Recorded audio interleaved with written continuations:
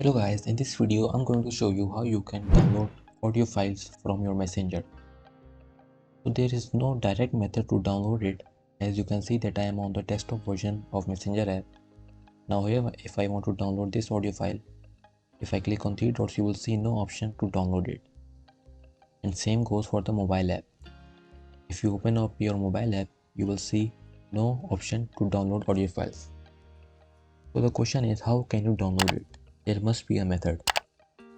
So don't worry, I have got a trick for you. All you need to do is open up your browser, and then here you need to search for m.facebook.com. This is the previous version and the mobile version of the Facebook, which allowed users to download audio files.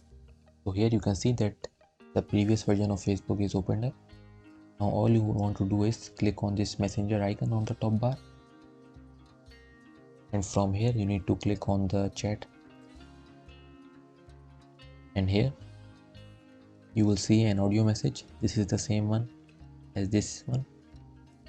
So now you need to click on the three dots, and here you will see an option of download. You need to click on it, and after that you can see audio files has started to download. I hope you found this video useful. Please hit the like button and don't forget to subscribe to our channel.